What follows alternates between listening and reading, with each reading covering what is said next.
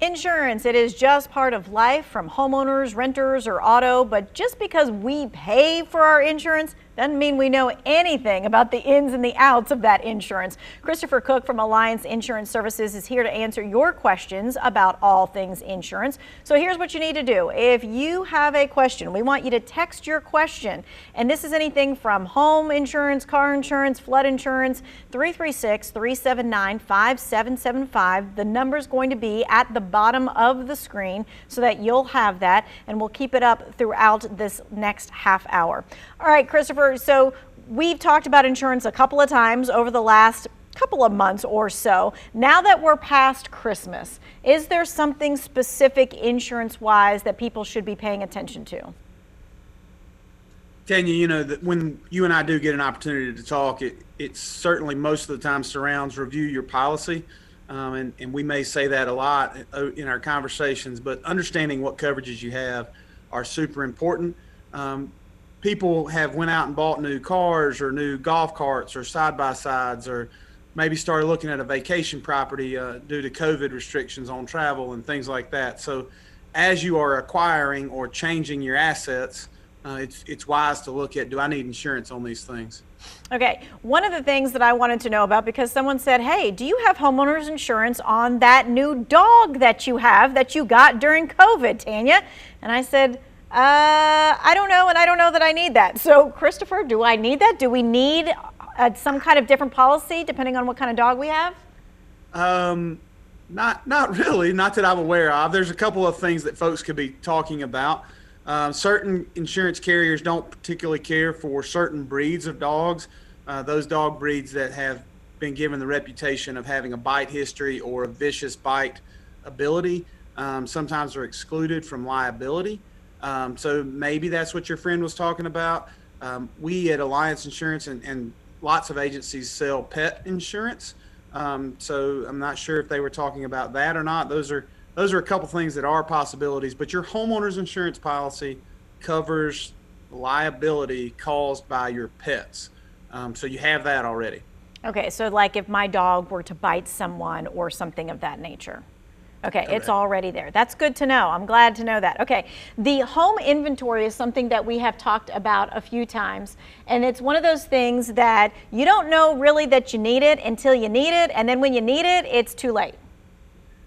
Yeah, I mean, as folks can probably tell from the picture here, I'm sitting in my bedroom at the house. I look up, and there's no way I would remember how many picture frames we have in our bedroom. Heaven forbid we had a house fire. And if you don't know that or can't remember it, how would you ask the insurance company to replace those items? So technology is amazing. Take the time to video document your home. I know that's something else to do, but photos or videos of your contents in your house will come in handy. Heaven forbid you ever have a major claim. It'll be much easier to go back and remember what you had in your home, and video is certainly a whole lot easier than trying to type out an inventory list, right? It absolutely is. All right, we have a follow-up question because you mentioned pet insurance. Is pet insurance worth it, is the question. You know, my customers who have bought pet insurance and had the unfortunate circumstance where they've had a claim have certainly appreciated the product that they had. I think that the industry has done a good job of understanding what pet owners want to have covered and what pet owner needs are. Pets become part of our family. I had a friend a few years ago whose dog unfortunately swallowed a fishing hook. Now, to remove a fish hook, I don't know if you guys have ever had to do that personally yourself, but that's not an easy procedure. It was a very expensive procedure for this dog. 50 years ago, my grandfather would have said, I'm sorry, we're going to have to put the dog down. That's not what we do now. As Americans, we are going to love that pet and keep that pet protected. And it certainly came in handy to have pet insurance to pay for a major surgery like that in that moment, because that was an unplanned for, unexpected expense. Yeah, and when you're looking at a bill that is in the thousands, yes, you certainly want some kind of insurance. All right, so this text question is, can I get a discount on insurance with my driving privileges, it says? So typically not. Driving privileges are either related to you're a permitted driver, a young driver, inexperienced driver. or possibly you've lost your license due to a mistake, and you're earning your driving privileges back. In both instances, you're probably going to pay a higher insurance premium than the majority of the population, just due to the fact that you're looked at as a high risk at that moment. And maybe I'm understanding the question incorrectly, but that's my understanding of the question. I don't know that. I mean, privileges, it seems like a weird word for them to choose, so maybe they'll text back what they really meant on that one. So this is another car insurance question. It says, my car insurance provider changed my policy from 12 months to 6 months. Is this a new requirement for North Carolina? No, as a matter of fact, a lot of agencies are going to try to write 12 months all the time. I don't know this specific circumstance, certainly, but it's not a requirement. Carriers in our state issue policies either 6 months or 12 months. I do business with some carriers that only do 6-month contracts. I do business with some carriers that only do 12-month.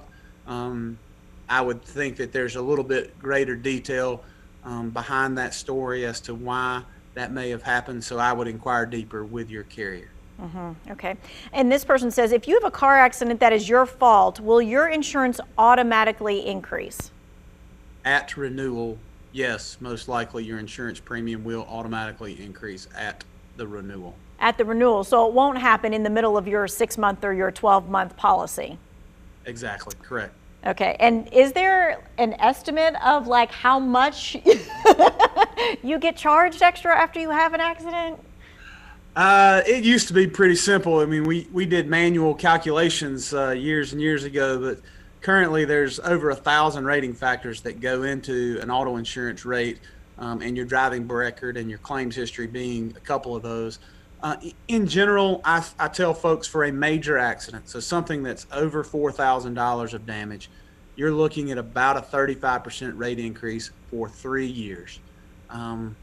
There's all sorts of variations and levels of that. A 2-point accident, which is, for simple terms, between $2,000 and $4,000, maybe it's a 20% rate increase. And for minor accidents under $2,000, if you have absolutely nothing else, most carriers will waive that.